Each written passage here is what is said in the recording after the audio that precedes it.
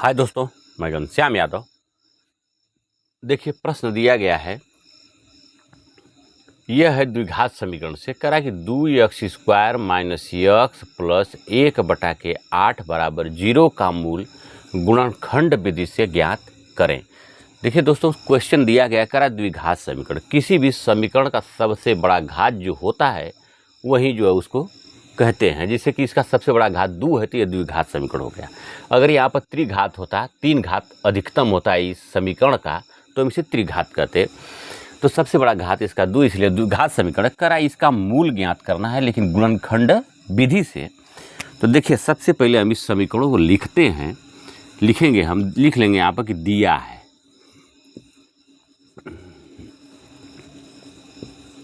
दिया है 2x² minus x plus 1/8 बराबर 0। देखिए, यह दिया गया आपका समीकरण है। इसे कह रहा है कि मूल ज्ञात करना गुणनखंड विधि से। तो देखिए, सबसे पहले इधर देखिए, इसका हर 8 है, इसका हर कुछ भी नहीं तो हम लिख लेंगे 1, इसका भी हर कुछ नहीं तो हम लिख लेंगे 1।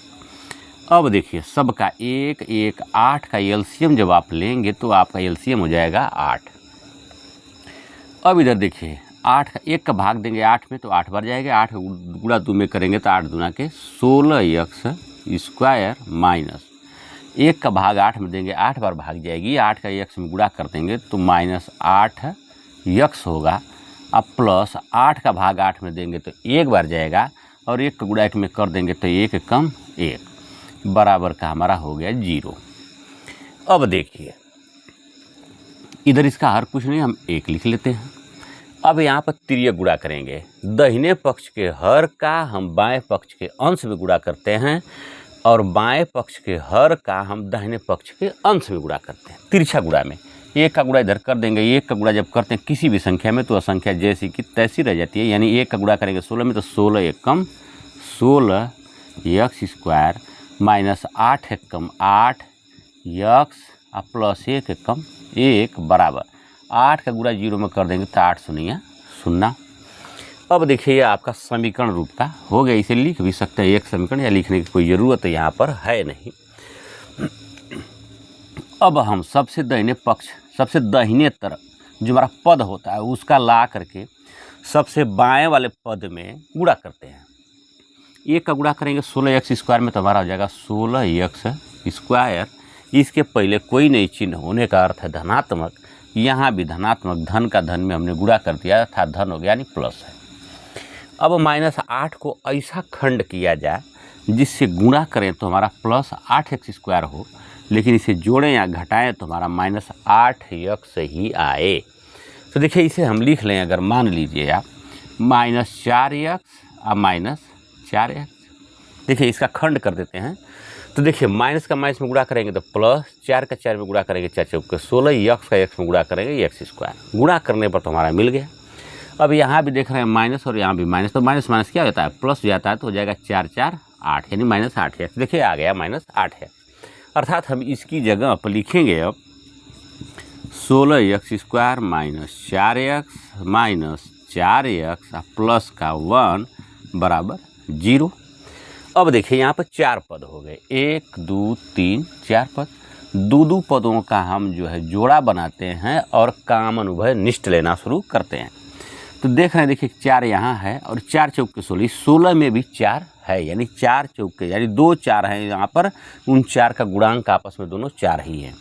तो यहाँ से अगर हम 4 कामन ले लें तो हमारा हो जाएगा, देखिए 4 ले लेंगे कामन, यहाँ भी x है, यहाँ भी x², तो एक x को भी हम कामन ले लेंगे। अब बचेगा क्या, देखिए यहाँ से हमने 4 गुणांक के रूप में बाहर किया 16 में से, तो हमारा 4 बचा। x² में से एक x हमने कामन ले लिया तो एक x बचा।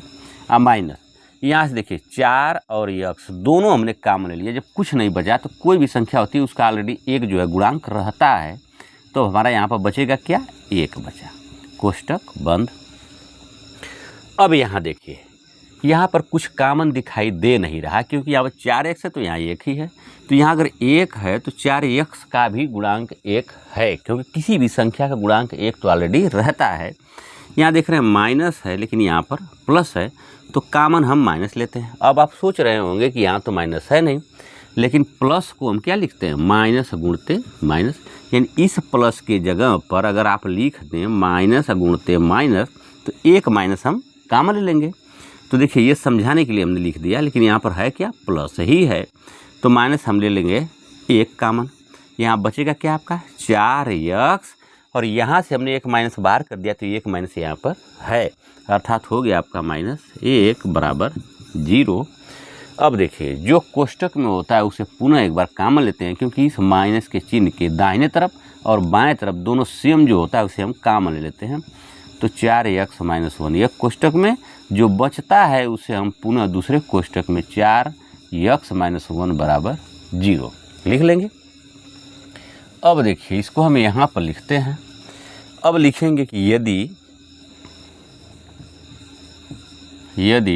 4x - 1 बराबर 0, देखिए ये दोनों पद सेम टू सेम हैं, लेकिन हमें कहना पड़ेगा, बताना पड़ेगा कि इसके बराबर अगर 0 हम लिखते हैं तो देखिए हमारा हो क्या जाएगा, 4x बराबर -1 का पक्षांतर करेंगे तो +1, x का मान निकालने के लिए, x ही अज्ञात राशि, इसका मान निकालने के लिए लिख देंगे 1/4 गुणांक के रूप में, तो चला जाएगा दाहिने पक्ष भाग के रूप में होगा, यानी x का मान निकल गया आपका 1/4। ये का मूल तो ये अज्ञात हो गया।